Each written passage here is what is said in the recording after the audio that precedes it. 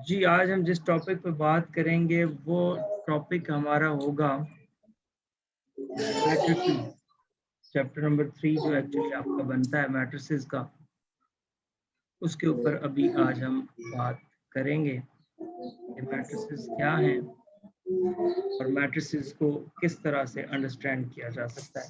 अब इतना ज़ाहिर है बेसिक्स पे तो हम जाएंगे नहीं, टू द पॉइंट अगर मैं बात करूं मैट्रिक्स की, आप कहते हैं कि मैट्रिक्स एक्चुअली किसको कहते हैं। ये बड़ा इंपॉर्टेंट चैप्टर है मल्टीपल चॉइस क्वेश्चंस के हवाले से। मैट्रिक्स एक्चुअली आपके पास क्या होता है, इसकी अगर डेफिनेशन से आए तो हम ये कहते हैं कि एन अरे of numbers, array of numbers which are enclosed in square brackets, which are enclosed in square brackets। Numbers को लिखने का वो तरीकाकार, वो तरतीब जिसको स्क्वायर ब्रैकेट के अंदर बंद करके लिख दिया जाए, उसको हम मैट्रिक्स कहते हैं। ये जस्ट बेसिक आगे मेन ट्रिक्स की जाने जाता हूँ। फॉर एग्जांपल आपके पास लिखा हुआ है 5 2, तो आप अगर इसको स्क्वायर ब्रैकेट के अंदर बंद कर देते हैं तो ये आपके पास एक मैट्रिक्स बन जाता है। अब there are different types of matrices obviously, तो उसमें आप देखते हैं सबसे पहले आपको पता होना चाहिए कि ऑर्डर ऑफ मैट्रिक्स क्या होता है। ऑर्डर ऑफ मैट्रिक्स, तो ऑर्डर ऑफ मैट्रिक्स की अगर हम बात करें कि किसी भी मैट्रिक्स का ऑर्डर क्या होता है, तो अगर इस मैट्रिक्स की बात की जाए 5 2 के साथ, तो इसमें आपके पास दो जो है कॉलम्स है और एक रो है। तो ये रो है, ये आपके पास कॉलम 1 है, ये आपके पास कॉलम 2 है।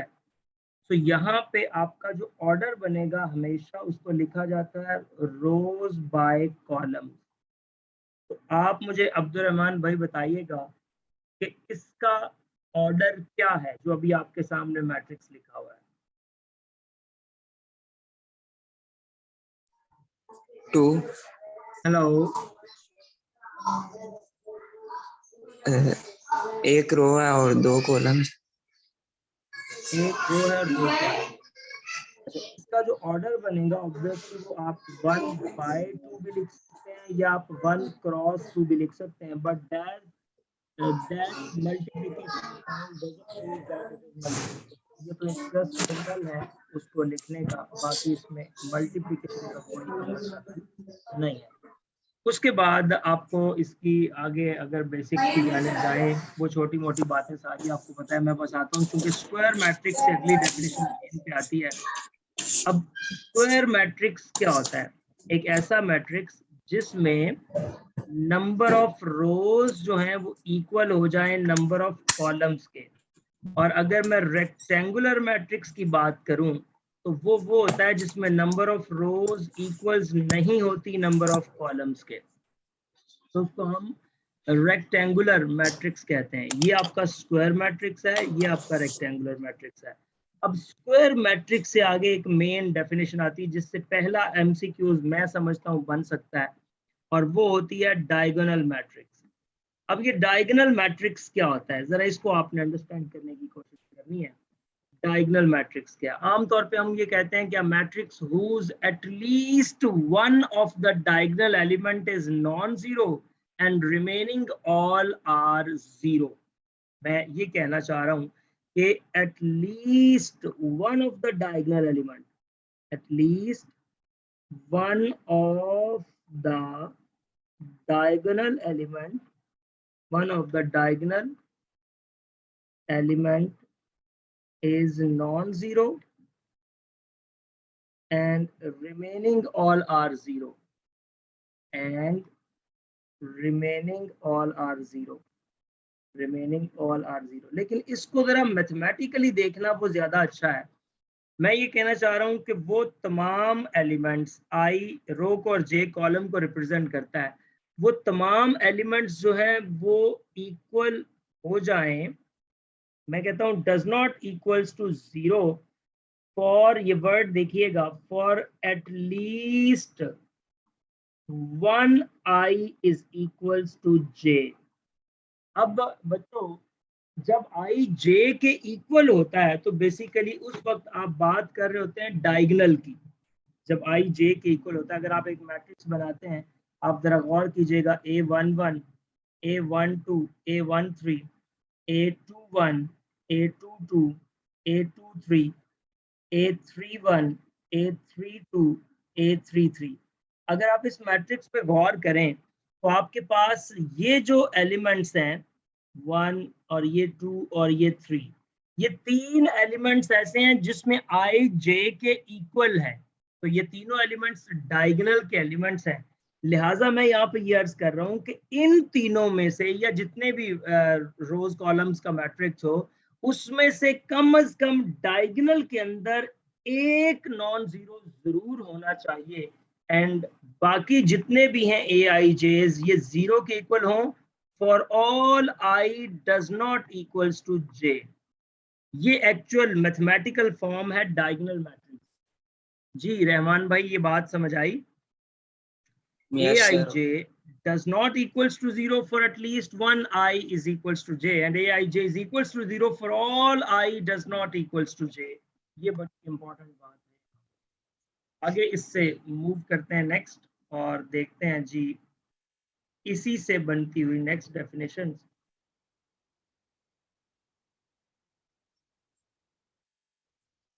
अच्छा जी, नेक्स्ट डेफिनेशन की जानिब चलते हैं। अब डायगोनल से अगली डेफिनेशन है स्केलर मैट्रिक्स। अब स्केलर मैट्रिक्स क्या होता है, यही मैथमेटिकल लिखूंगा। स्केलर मैट्रिक्स आपके पास कैसा मैट्रिक्स होता है, मैं ये कहूंगा कि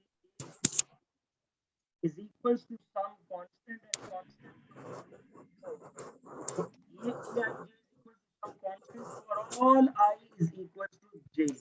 अब आपने देखा कि डायगोनल के, मैं ये कहना चाह रहा हूँ, डायगोनल के तमाम एलिमेंट्स एक जैसे हो जाएं और वो k हो जाएं, and remaining all are zero, और रिमेनिंग जितने भी हैं वो सारे जीरो हो जाएं for all I does not equals to j. Example के तौर पे आप ये देखिएगा, फॉर एग्जाम्पल हम बात करते हैं 500 050 005। तो आप देख रहे हैं इसके डायगोनल के जो एलिमेंट्स हैं वो सारे एक जैसे हैं, और डायगोनल से हट के जितने भी एलिमेंट्स हैं वो सारे जीरो हैं। तो ऐसे मैट्रिक्स को हम स्केलर मैट्रिक्स कहते हैं। और इसकी जो लास्ट टाइप, और उसके बाद हम कुछ टेक्निकल चीज़ों की जानिब जाएंगे, आइडेंटिटी मैट्रिक्स या यूनिट मैट्रिक्स जिसको कहते हैं, उसमें ये होता है कि for all A I J is equals to 1, for all I is equals to J, and remaining जितने भी आपके पास बनते हैं A I J is equals to 0 for all I does not equals to J. ये आपके पास ये कुछ बेसिक सी इसकी डेफिनेशंस थी। अब मैं इससे आगे मूव करता हूँ। आपको एडिशन का पता है, मल्टीप्लिकेशन का पता है, सादा सादा सी बातें हैं, और एडिशन और मल्टीप्लिकेशन से आगे चलते हैं और देखते हैं आपको आइडिया है किसी भी मैट्रिक्स का जो आपके पास होता है ट्रांसपोज, वो क्या होता है। किसी भी मैट्रिक्स का जो ट्रांसपोज होता है, और फिर मैं डिटर्मिनेंट्स आपको बाद में करवाऊंगा, पहले मैट्रिक्स से रिलेटेड ही कुछ बातें आपसे डिस्कस करूंगा, और फिर हम इंशाल्लाह डिटर्मिनेंट्स की जानिब भी मूव करेंगे। अच्छा जी, ये अब आप गौर कीजिएगा कि आपके पास क्या होता है। यहाँ पे अगर मैं 1 मिनट के लिए रुक के आपको कोई 1-2 एमसीक्यूज भी साथ साथ, क्योंकि मेरा यही होता है कि साथ साथ मल्टीपल चॉइस क्वेश्चंस भी आपके होते जाएं। अब जरा गौर कीजिएगा, मैं आपको इस मल्टीप्लिकेशन का चूंकि आइडिया है तो उससे रिलेटेड कोई सवाल बना के दिखाता हूँ। लेट्स से दैट मैं कहता हूँ कि इफ, एक क्वेश्चन देखिएगा, इस टाइप के सवाल मैं आपको दूंगा भी। If A B is equals to A, अगर ए और बी को मल्टीप्लाई किया जाए और वो ए के इक्वल आ जाए, and b a is equals to b, और अगर मैं बी और ए को मल्टीप्लाई करूं और बी आ जाए, तो देन मेरा सवाल फिर आपसे ये है, then what about B square. तो फिर बी स्क्वायर किसके इक्वल होगा, ये बात हमने यहाँ पे देखनी है। अब देखें, मैं अगर ऑप्शंस लिखूं तो अब्दुल रहमान आप गेस करें ऑप्शंस जो मैं लिखने जा रहा हूं उसमें से क्या पॉसिबिलिटी हो सकती है।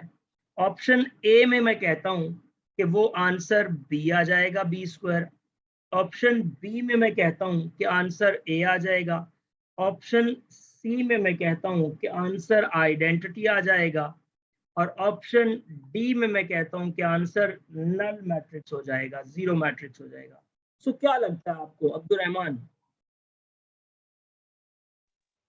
सर कोई बी बात आ नहीं, जाएगा। परेशान नहीं होना। अगर किसी बात की समझ नहीं है, नहीं बता सकते, तो किसी बात से कंफ्यूज या परेशान नहीं होना। आप कहें सर आइडिया नहीं, आप बता दें, कोई ऐसा इशू नहीं है। ऑप्शन है। अच्छा, मैं आपको मैं बताता हूँ। इसमें आप शायद देखें, हमारे पास सिचुएशन ये है कि हमने अब बताना है कि ए भी अगर ए के इक्वल है, बी अगर बी के इक्वल है, तो बी स्क्वायर किसके इक्वल है, ये चीज हम यहाँ से एनालाइज करना चाहते हैं। तो आप जरा गौर कीजिएगा। हमें पता है कि ये जो बी ए है ना, ये इक्वल्स है बी के। अगर मैं इसमें बी स्क्वायर बनाना चाहता हूँ तो मैं ऐसा करता हूँ कि मुझे अब कॉन्सेप्ट्स को यूज करना है कि बी इक्वल है बी के। मैं दोनों साइड्स पे बी से मल्टीप्लाई कर लेता हूँ, बी ए, और इसको मल्टीप्लाई कर लेता हूँ लेट्स बी से। तो उससे क्या होगा, ये जो आपके पास है बी, ये बी से मल्टीप्लाई होके बी स्क्वायर हो जाएगा। अब इस पे एसोसिएटिव लॉ लगाएं। एसोसिएटिव होता है ब्रैकेट्स को चेंज करना। अब एसोसिएटिव लॉ जब लगाया तो ये आ जाएगा B into A B. Associative law लगाया तो ब्रैकेट्स इन दो पे चली गई, is equals to B square.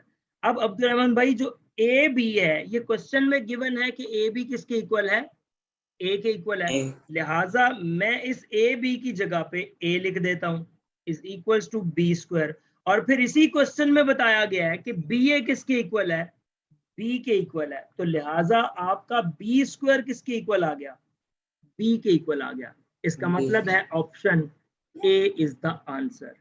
सो सोचना क्या है, थोड़ा सा टेक्निकली मूव करना है आपने इसके ऊपर, टेक्निकली बात करनी है इसके ऊपर, तो आपको इसका रिजल्ट मिल जाया करेगा। इसके बाद इससे आगे मूव करते हैं और कॉन्सेप्ट को लेके चलते हैं। अच्छा जी, नेक्स्ट इसी तरह के कुछ क्वेश्चंस मैं आप लोगों के साथ शेयर भी कर दूंगा ताकि आपको उन चीज़ों का भी आइडिया आ जाए। आगे चलता हूं और बात करता हूं ट्रांसपोज ऑफ अ मैट्रिक्स की। ट्रांसपोज ऑफ अ मैट्रिक्स, अच्छा जी, ट्रांसपोज ऑफ अ मैट्रिक्स बड़ी सिंपल बात है।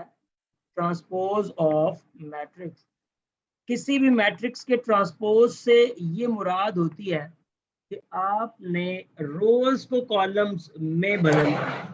लेट आप क्या दें, let A B a matrix of order, A B a matrix of order m cross n, then transpose of matrix, transpose of matrix वो आपका बन जाएगा is of order, उसका ऑर्डर क्या हो जाएगा, n cross m, and denoted by, and denoted by। अब अक्सर लोग ए के ऊपर टी यूज कर लेते हैं, अक्सर लोग ए के ऊपर छोटा सा एक डैश टाइप लाइन से यूज कर लेते हैं।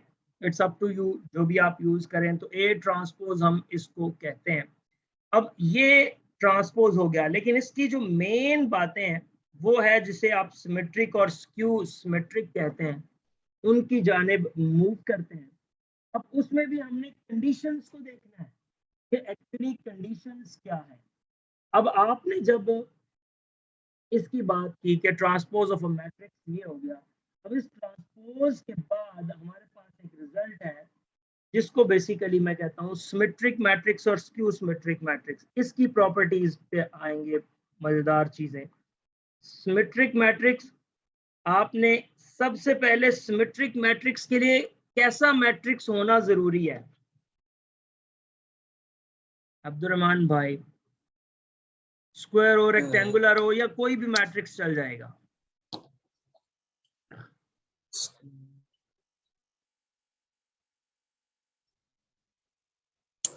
आपकी साइड से मुझे आवाज बिल्कुल स्लो आती है, अपना कम से कम वो माइक कुछ ऐसा कर लें कि थोड़ी आवाज अप हो जाए। एनीवेज, सिमेट्रिक मैट्रिक्स क्या होता है? सबसे पहले इसके लिए कंडीशन है कि वो स्क्वायर होना चाहिए। तो आपने कहना है कि अ square matrix is said to be symmetric matrix। एक स्क्वायर मैट्रिक्स जो है उसको हम सिमेट्रिक मैट्रिक्स कहेंगे। A square matrix is said to be symmetric matrix if, अब ये बात तो बड़ी सादा सी है कि उसका ट्रांसपोज लिया और वो ए के इक्वल आ गया, लेकिन अगर कोई हमसे एग्जांपल पूछ ले तो बड़ा मुश्किल हो जाता है, या कोई कंडीशन पूछ ले तो मैं आपको वो कंडीशन बताता हूं जिस कंडीशन के लिए सिमेट्रिक मैट्रिक्स बनता है। तो रिमेंबर दैट, इसकी कंडीशन देखिएगा।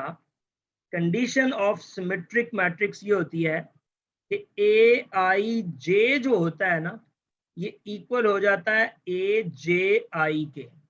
ऐसा मैट्रिक्स जिसमें ए I J is equals to हो जाए ए जे आई के। आप जरा गौर कीजिएगा क्या कहना चाहता हूं, बहुत आसानी के साथ आप इस बात को अंडरस्टैंड कर पाएंगे। अगर मैंने कहा ए आई जे, अब इससे मुराद है कि ए अगर 1 1 है तो वो तो जाहिर है ए 1 1 ही होगा, उसके इक्वल भी। अगर ए 1 2 है तो राइट साइड पे क्या आएगा? A21 A21, उसकी पोजीशन बदल देनी है तो A21। अगर A13 है तो इधर आ जाएगा A31, तो पोजीशन चेंज करते जाए। अब मिसाल के तौर पे मैं पहली रो लिखता हूं 5 7 9, तो इधर नीचे भी 7 9 आएगा। आप देखें, मैंने ये कहा था कि A12 इक्वल्स होना चाहिए A21 के, और A13 इक्वल होना चाहिए A31 के, तो वो बात हो गई। इधर आप कुछ भी लिख लें, लेट्स मैंने 9 लिख लिया। अब इधर मैं लिखता हूं -2, और इधर भी मुझे -2 लिखना पड़ेगा, और फाइनली लास्ट एलिमेंट आप कोई भी लिख सकते हैं, लेट्स -5। आप इस मैट्रिक्स का ट्रांसपोज लेके चेक कीजिए, ये मैट्रिक्स सिमेट्रिक होगा। ये हमने लिखा है अकॉर्डिंग टू दैट कंडीशन, और वैसे हमें एग्जांपल लिखनी पड़ जाती है इस कंडीशन के बगैर, तो ये बात थोड़ी मुश्किल हो जाती है अंडरस्टैंड करना कि किस तरह से इसको प्रोसीड करें। तो ये आपके पास इसका सिमेट्रिक मैट्रिक्स का रिजल्ट है। आगे चलते हैं स्क्यू सिमेट्रिक मैट्रिक्स की जानिब और देखते हैं कि किस तरह से हम स्क्यू सिमेट्रिक मैट्रिक्स लिख सकते हैं। अच्छा, अब है skew symmetric matrix. Skew symmetric matrix, तो जी स्क्यू सिमेट्रिक मैट्रिक्स क्या होता है? अब आपको पता है, आप पूरी वही बात लिखेंगे, square matrix is said to be skew symmetric if A transpose equals to -A। ये बातें इतनी जरूरी नहीं है जितनी इसकी कंडीशन जरूरी है। अब कंडीशन ये होती है कि ए I J is equals to -AJI। जो ए आई जे है, यानी कि पहले में और इसमें इस नेगेटिव साइन का फर्क है अब्दुर्रहमान भाई, पहले में और इसमें इस नेगेटिव साइन का डिफरेंस है। मिसाल के तौर पे अब देखिए, इधर मैं 1 लिख रहा हूँ, अगर मैंने इधर 3 लिखा है तो इधर -3 होना चाहिए। अगर मैंने इधर -5 लिखा है तो इधर +5 होना चाहिए। ठीक हो गया। अब डायगोनल के ऊपर एक अलग बहस है, वो मैं आपको बताता हूँ कि इसका डायगोनल क्या होता है। अब आगे चलते हैं, इधर मैंने अगर -2 लिख दिया तो इधर +2 होना चाहिए। अब डायगोनल पे जरा गौर कीजिएगा। आपने गौर किया, मैंने इसका डायगोनल सारे का सारा 0 0 बना दिया है। अब ये भी एक बड़ी खास बात है कि जो स्क्यू सिमेट्रिक मैट्रिक्स होता है उसका डायगोनल 0 0 हो जाता है। कैसे हो जाता है? देखें, डायगोनल तब होता है, आप कंडीशन लिखिएगा, ए I J is equals to -AJI। अब जब आपके पास डायगोनल होता है तो उसमें आई जे के इक्वल हो जाता है, यानी कि डायगोनल के लिए रो का नंबर कॉलम के नंबर के इक्वल होना चाहिए। तो मैंने आई को जे के इक्वल रखा। तो अब फर्ज करें, इसको लिख लेते हैं A I I is equal to -AII। इसको इधर ले आए तो ये आ जाएगा AII प्लस AII। इन दोनों को इधर ले आए इज इक्वल टू 0। ये आ जाएगा 2 times AII is equal to 0 और 2 को उधर लेके जाके खत्म कर दें तो ai इज इक्वल टू 0। तो ये बात साबित हो गई। अब देखें, आप फर्ज करो i को 1 रखते हो तो ये क्या हो जाएगा a11 तो इक्वल 0। आप फर्ज करो i को 2 रखते हो तो a22 इसका मतलब है 0। आप फर्ज करो i को 3 रख लेते हो तो इसका मतलब है a33 और वो 0। तो लिहाजा जो स्क्यू सिमेट्रिक मैट्रिक्स होता है उसका डायगोनल हमेशा 0 होता है। जी अब्दुल रहमान भाई, ये बात समझ आ गई? जी सर, ओके। लो जी, अब इससे रिलेटेड कुछ प्रॉपर्टीज करेंगे, कुछ बेसिक बातें करेंगे। उन प्रॉपर्टीज की मदद से आप फिर आगे इसके डिफरेंट मल्टीपल चॉइस क्वेश्चन बनाएंगे।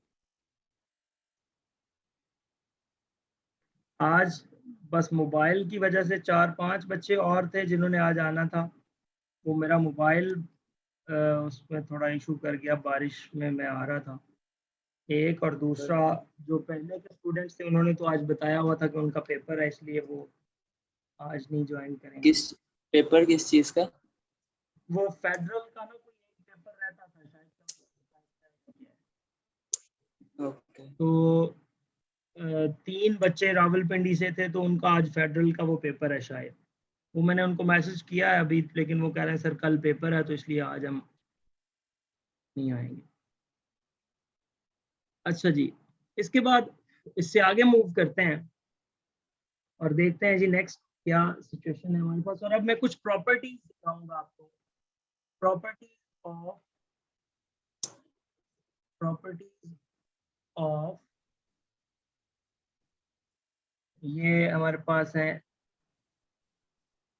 Symmetric and skew symmetric matrix. Properties of symmetric and skew symmetric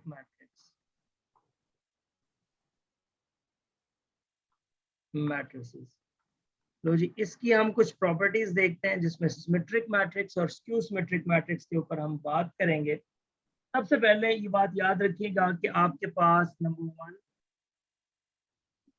A is a square matrix. ये तो जरूरी है सिमेट्रिक या स्क्यू सिमेट्रिक के लिए A का स्क्वायर मैट्रिक्स होना जरूरी है। तो ये तो एक जनरल बात है, A is a square matrix. अब उसके बाद अभी आपकी बुक में सवाल है, अगर आप A को ट्रांसपोज में ऐड करेंगे तो ये हमेशा सिमेट्रिक बने, इज सिमेट्रिक। आई थिंक तो ये क्वेश्चन बी है बुक में। किसी भी मैट्रिक्स को, ये बात नहीं है, कोई भी स्क्वायर मैट्रिक्स ले लें उसको उसके ट्रांसपोज में ऐड करें तो हमेशा सिमेट्रिक ही बनेगा। ये पहली बात हो गई। दूसरी बात, अगर आप उसके ट्रांसपोज में को उसमें से माइनस कर दें तो याद रखें ये हमेशा स्क्यू सिमेट्रिक मैट्रिक्स बनेगा। ये बातें एमसीक्यूज में पूछी जा सकती हैं, लिहाजा अच्छे से तैयार रखिएगा और एक दफा देखने की जरूरत है आपको। उसके बाद अगर आपके पास ए और बी दो सिमेट्रिक या स्क्यू सिमेट्रिक मैट्रिसेस होते हैं तो उनका जो एडिशन है वो तो उसके मुताबिक सिमेट्रिक या स्क्यू सिमेट्रिक होता है। यानी कि if A and B are symmetric, अगर वो सिमेट्रिक है, या मैं स्लैश लगा के स्क्यू सिमेट्रिक भी लिख देता हूँ। अगर इसका मतलब ये होता है कि अगर वो सिमेट्रिक है तो then a plus B is so, तो फिर a प्लस बी भी सिमेट्रिक है। और अगर वो स्क्यू सिमेट्रिक है तो फिर a प्लस बी भी स्क्यू सिमेट्रिक है। ठीक हो गया? उसके बाद इससे आगे गौर करते हैं। याद रखिए नंबर 4 पे, इफ a इज सिमेट्रिक, अगर a एक सिमेट्रिक मैट्रिक्स है, सिमेट्रिक है, तो देन, या इसको ये भी कह दें स्क्यू सिमेट्रिक भी है, तो दोनों केसेस में एक कांस्टेंट साथ मल्टीप्लाई भी कर देंगे तो वो, अगर वो सिमेट्रिक है तो वो मल्टीप्लाई करने के बाद भी सिमेट्रिक रहेगा। और अगर वो स्क्यू सिमेट्रिक है तो वो मल्टीप्लाई करने के बाद भी स्क्यू सिमेट्रिक रहेगा।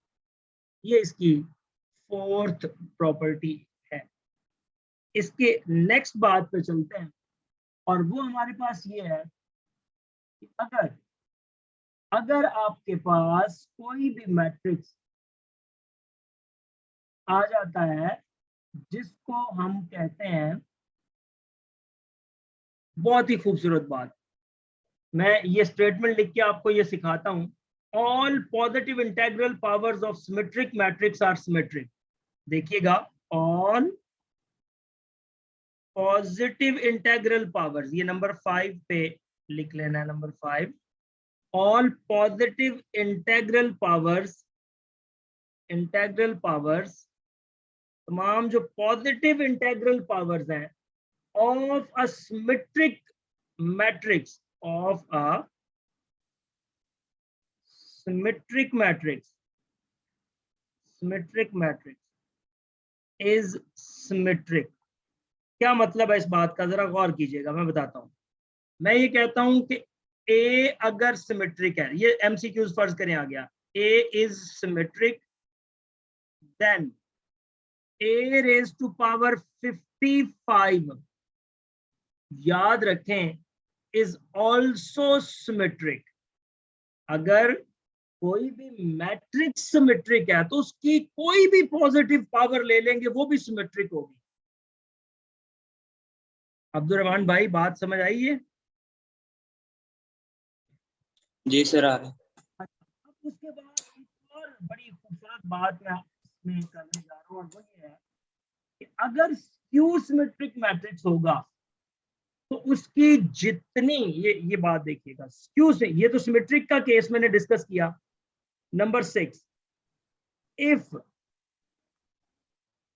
ए इज स्क्यू सिमेट्रिक, अब पहले सिमेट्रिक का केस था और अब है स्क्यू सिमेट्रिक, देन जितनी इसकी ऑड पावर्स होंगी, मैं इस तरह से लिख देता हूं 2n+1, जितनी इसकी ऑड पावर्स होंगी वो स्क्यू सिमेट्रिक बनेगी, और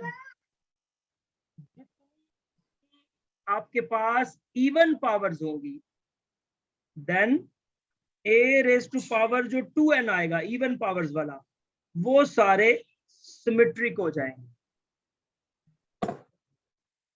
आपका एक सवाल था, मुझे याद है 3.4 के अंदर, अगर आप देखो क्वेश्चन नंबर 7, जो मेरा ख्याल है वो सवाल इस तरह से देता है, इफ ए इज सिमेट्रिक और आगे ब्रैकेट में लिखा हुआ है skew symmetric, then A square is symmetric.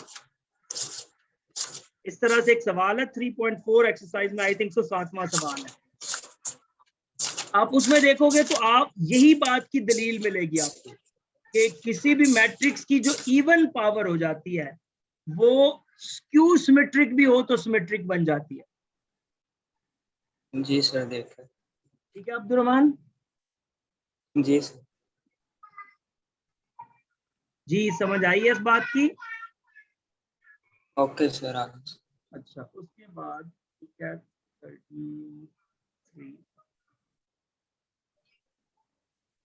Symmetric की आखिरी 2 बातें बता के फिर हम एक दफा इस लेक्चर को यहाँ पे ऑफ करेंगे और 2 मिनट बाद दोबारा से स्टार्ट करेंगे, क्योंकि वो 40 मिनट का सेशन होता है, तो 40 मिनट के सेशन के बाद वो एंड हो जाता है, तो आप दोबारा ज्वाइन कर लेंगे। ओके।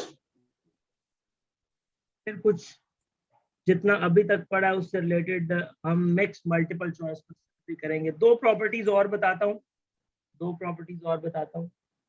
अच्छा जी, अगर आपके पास ए और बी सिमेट्रिक मैट्रिसेस हो सेम ऑर्डर के, देखिए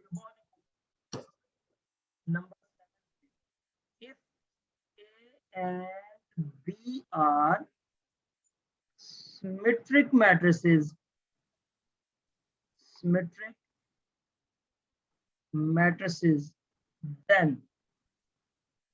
देन जो प्रोडक्ट होगी ना ए और बी की, उसमें से अगर आप बी और ए को माइनस कर दें, ये इस तरह इसी स्टेटमेंट का मल्टीपल चॉइस क्वेश्चन बन गया। ए बी में से बी ए को माइनस कर दें तो वो सिमेट्रिक होगा या स्क्यू सिमेट्रिक होगा? तो रिमेंबर दैट इसका जवाब जब ए बी में से बी ए माइनस करेंगे तो हमेशा स्क्यू सिमेट्रिक आएगा। ये आप कह लें इसके पीछे पूरे पूरे प्रूफ किए हुए, आपको तो मैं जस्ट स्टेटमेंट्स बता रहा हूँ, इसके पीछे बड़ा काम हुआ है एक एक स्टेटमेंट पीछे। और 8वीं स्टेटमेंट जो मैं आपसे करने जा रहा हूँ वो ये कि अगर इनको प्लस कर दिया जाए ए बी प्लस बी ए, तो फिर इसका जो रिजल्ट बनता है वो आपके पास सिमेट्रिक मैट्रिक्स बन जाता है, उसको हम सिमेट्रिक मैट्रिक्स कहते हैं। और सिमेट्रिक की लास्ट बात नंबर 9 पे डिस्कस करता हूँ कि अगर ए सिमेट्रिक है तो ए ट्रांसपोज, ये तो सवाल भी है पूछते हैं, और A transpose A is also symmetric, ये भी आपके पास सिमेट्रिक मैट्रिक्स बन जाते हैं। लो जी, अब हम एक छोटा सा ब्रेक लेंगे, आप 2 मिनट के बाद दोबारा ज्वाइन कर लेंगे। तब तक के लिए दीजिए इजाजत। अल्लाह हाफिज। ओके, अल्लाह हाफिज।